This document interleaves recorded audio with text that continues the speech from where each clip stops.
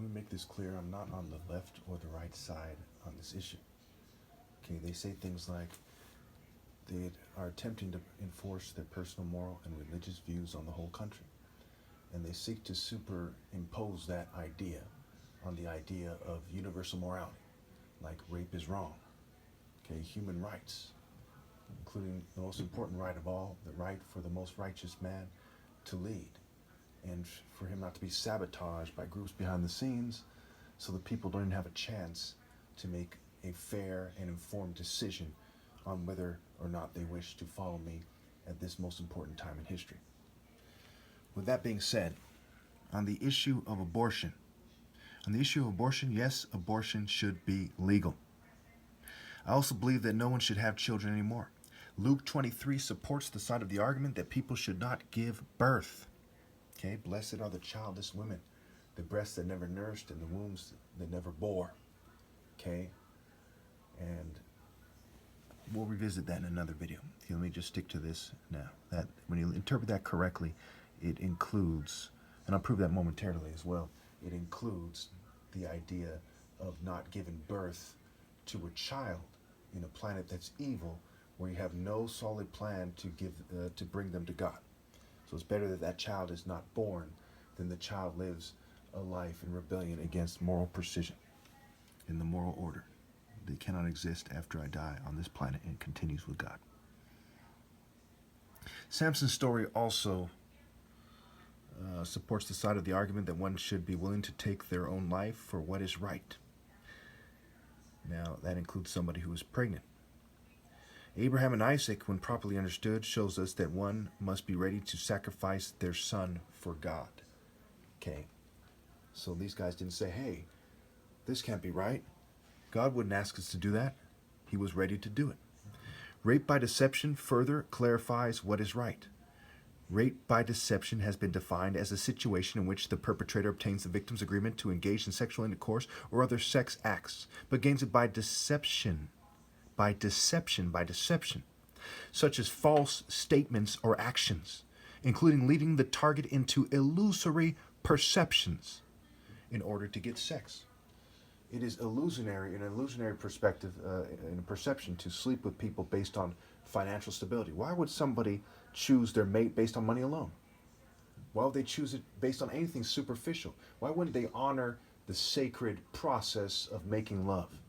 Because the state has led people into the illusory perception, okay, that is what they should do, instead of putting the spirit of true love before the flesh when you die anyway. And even if you didn't, why would you want to live forever a life that is void of true love? Okay, so let me read this again so you truly understand how this overkills why abortion should be legal when it comes to basic logic. And logic is what the Bible and all religion that is trying to be truthful is based on. Okay, so where are we here? Okay, all right. So rape by deception has been defined as a situation in which the perpetrator obtains the victim's agreement to engage in sexual intercourse or other sex acts, but gains it by deception, such as false statements or actions, including leading the target into illusory perceptions in order to get sex. Okay? You know, getting them to live in the psychological construct instead of reality. Those of you who've been watching my videos for a while, you know I've defined morality as not just what's moral, but more reality versus illusory perceptions, things that aren't true. Okay? So what we see is the masses of children are born as a result of rape by deception. And evil gives birth to evil, and that's why we have this evil world. It's key in why we have this evil world. All right. One must put moral precision before the flesh. Precision and decision obviously are connected. Rape by force is not the most common form of rape, and who in this day and age has a solid plan to raise a child right? What they are doing is like insisting on Philistine children being born to fight with the faithful Jews in the story, as they do not even have the beginning of a plan to bring children to God. Jew and Gentile alike are guilty of this. Jesus made it clear that the flesh means nothing and the spirit means everything. People in mental health seek to damage my brain and seize control of it for the religious, corporate, and government movements. Time is short. I am Christ, and my only and only my judgment on this matters. Moral precision and a solid moral order is how to truly give women power before it is too late and the world has become too unnatural to have true power. Okay, if you're unnatural, you're living in an illusory construct, and a construct based on illusion, mentally ill-gotten gains and illusion are connected to this idea, this phrase of an illusory perception. People must rally to me regardless of the state I am in. They must accept this judgment for their generational negligence, among other things. All sound logic comes to the point that it ends after I die no matter what, and people will be cut off from God. Okay. Exodus 32:17. Listen carefully. This story will be shocking to some. I have no plan to be violent. I'm not telling anyone to be violent. Okay? But this Exodus 32 from verse 17 to the end especially proves my point to a T. And therefore, I'm going to demand that all churches change their stance on abortion if they're in the wrong, and they argue that it should be legal and that people should get their tubes tied and that they should stop having kids. Listen very carefully. Exodus 32:17. When Joshua heard the noise of the people shouting, he said to Moses, "There is the sound of war in the camp." Moses replied, "It is not the sound of victory, it is not the sound of defeat, it is the sound of singing that I hear." Okay, so Moses is coming down the mountain after receiving the 10 Commandments.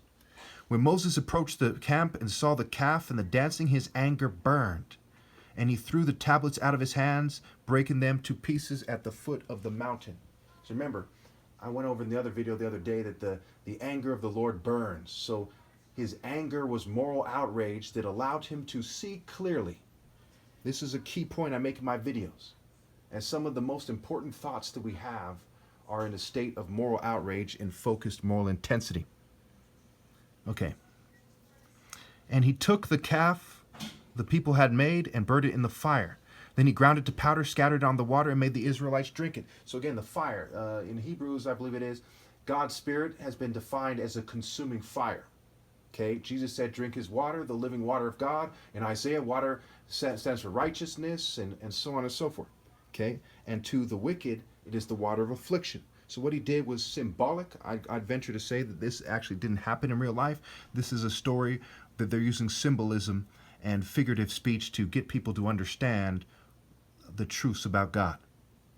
Okay, so he ground it to powder, scattered it on the water, and made the Israelites drink it. This also has Apis connections in Hathor. We'll get into that another day.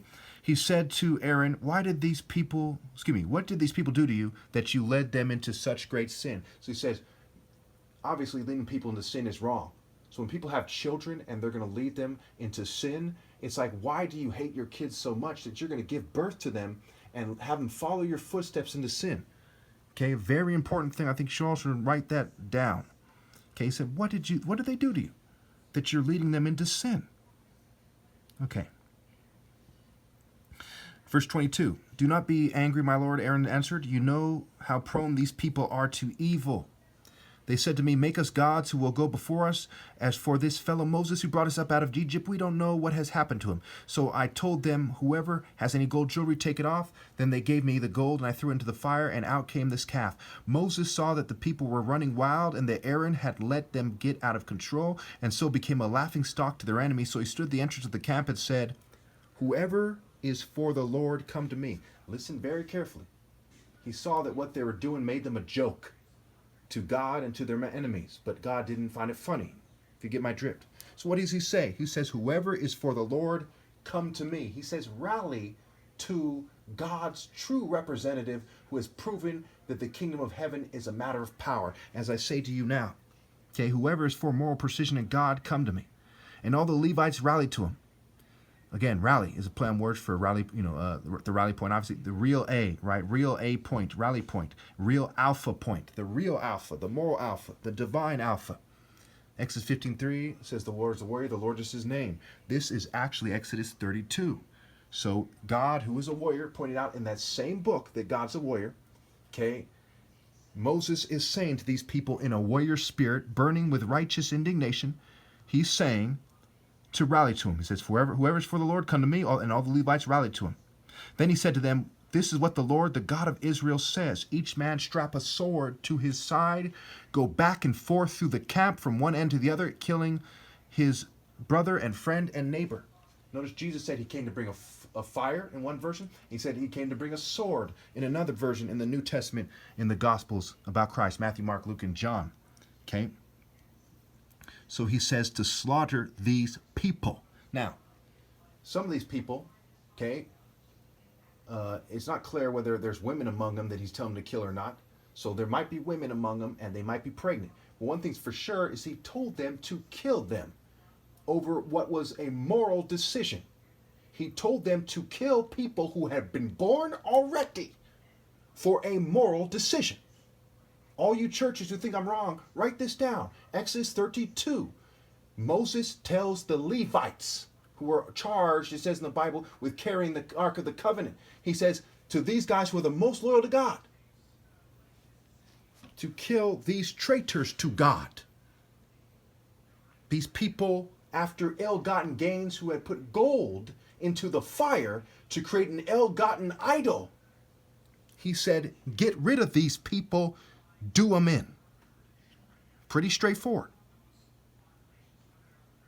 The Levites did as Moses commanded, and that day about 3,000 of the people died. Then Moses said, you have been set apart to the Lord today, as you were against your own sons and brothers, and he has blessed you on this day. So not only did he tell them to do it, after they did it, he said God Almighty had blessed them.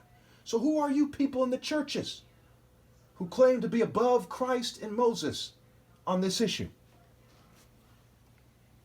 The next day Moses said to the people, you have committed a great sin, but now I'll go up to the Lord. Perhaps I can make atonement for your sin. So Moses went back to the Lord and said, oh, what a great sin these people have committed. They have made themselves gods of gold, symbolic of the worldly rich and what wealth can bring, etc.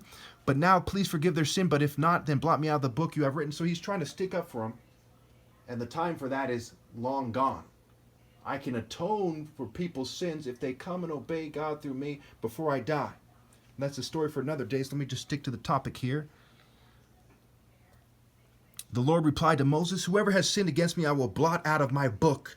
Now go lead the people to the place I spoke of, and my angel will go before you. However, when the time comes for me to punish, I will punish them for their sin. And the Lord struck the people with a plague because of what they did with the calf Aaron had made. So notice, he's talking about why did you, remember Moses said to Aaron, why did you lead these people to sin? Why are you leading your children to sin? God said he wants Moses to lead them correctly, and his angel will go before him.